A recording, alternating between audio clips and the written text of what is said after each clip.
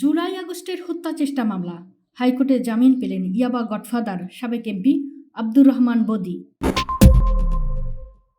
জুলাই আগস্টের ছাত্র জনতার ঐতিহাসিক গণভ্যুত্থান চলাকালে সংঘটিত হত্যা ও হত্যা চেষ্টার মামলায় কক্সবাজার ৪ উখিয়া টেকনাফ আসনের বিতর্কিত সাবেক সংসদ সদস্য স্বৈরাচারীর দোসর আব্দুর রহমান বদিকে জামিন দিয়েছেন হাইকোর্ট। বৃহস্পতিবার দুপুরে হাইকোর্টের একটি বেঞ্চ শুনানি শেষে নির্দিষ্ট শর্তে তাকে এই জামিন প্রদান করেন। এর ফলে দীর্ঘ কয়েক মাস পর আইনিভাবে কারামুক্তির সুযোগ পাচ্ছেন দেশ জুড়ে ইয়াবা গডফাদার হিসেবে পরিচিতি পাওয়া আলোচিত সমালোচিত এই রাজনৈতিক। গত বছরের ৫ আগস্ট ছাত্র জনতার তীব্র গণ আন্দোলনের মুখে ফ্যাসিস্ট শেখ হাসিনা নেতৃত্বাধীন আওয়ামী লীগ সরকারের পতন ঘটে। সরকার পতনের পর আন্দোলনকারীদের উপর দমন পীড়নের অভিযোগে দায়ের হওয়া একাধিক মামলার আসামি হন সাবেক এমপি বদি। আত্মগোপনে থাকার সময় ২০২৪ সালের ২০ আগস্ট রাতে চট্টগ্রামের পাঁচলাইশ এলাকার একটি বাসা থেকে তাকে গ্রেফতার করে র্যাব ৭।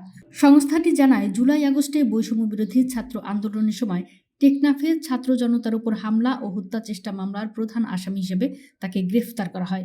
গ্রেফতারের পর থেকে তিনি কারাগারে বন্দী ছিলেন। আব্দুর রহমান বদি ২০০৮ সালের ৯ম এবং ২০১৪ সালের ৫ জানুয়ারি অনুষ্ঠিত ১০ম জাতীয় সংসদ নির্বাচনে কক্সবাজার ৪ আসন থেকে কার্যত নিষিদ্ধ আওয়ামী লীগের প্রার্থী হিসেবে সংসদ সদস্য নির্বাচিত হন।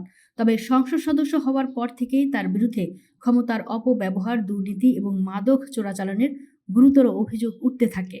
সরকারি কর্মকর্তা, প্রকৌশলী ও শিক্ষকদের প্রকাশ্যে মারধর করার মতো উদ্ধতপূর্ণ আচরণের কারণে তিনি বারবার সংবাদ মাধ্যমের শিরোনাম হয়েছেন। সম্পদের তথ্য গোপনের দায়ে দুর্নীতি দমন কমিশনের মামলায় তাকে সাজাও ভোগ করতে হয়েছিল। দুর্নীতির মামলায় সাজাপ্রাপ্ত হওয়া এবং ইয়াবা কাণ্ডে দেশজুড়ে তীব্র বিতর্ক তৈরি হলে ২০১৮ সালের একাদশ এবং ২০২৪ সালের দ্বাদশ জাতীয় সংসদ নির্বাচনে আওয়ামী লীগ তাকে আর মনোনয়ন দেয়নি।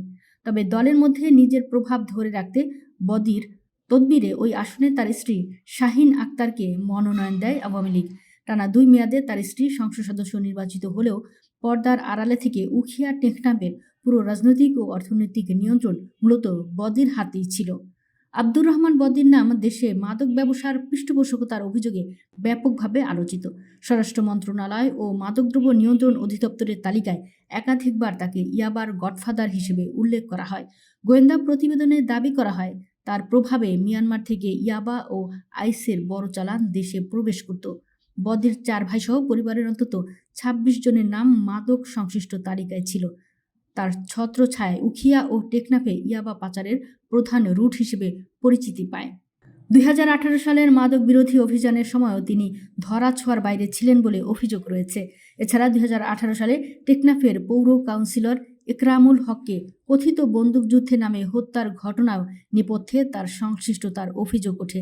সম্প্রতি জুলাই আগস্টের হত্যা মামলার পাশাপাশি একরামুল হত্যার ঘটনায় মানবতাবিরোধী অপরাধের দায়ে আন্তর্জাতিক অপরাধ ট্রাইব্যুনালেও তাকে গ্রেফতার দেখানো হয়েছিল। বিতর্কিত এ নেতার জামিনে দেশে মিশ্র প্রতিক্রিয়া দেখা দিয়েছে। কক্সবাজারে দীর্ঘদিন প্রভাব বিস্তারকারী বদি মুক্তির সুযোগ পাওয়ায় নিহত পরিবার ও আন্দোলনকারীরা সুষ্ঠু বিচার নিয়ে উদ্বিগ্ন। আইনি প্রক্রিয়া শেষে চূড়ান্ত কারামুক্তিতে কিছুটা সময় লাগতে পারে বলে আইনজীবীরা জানিয়েছেন।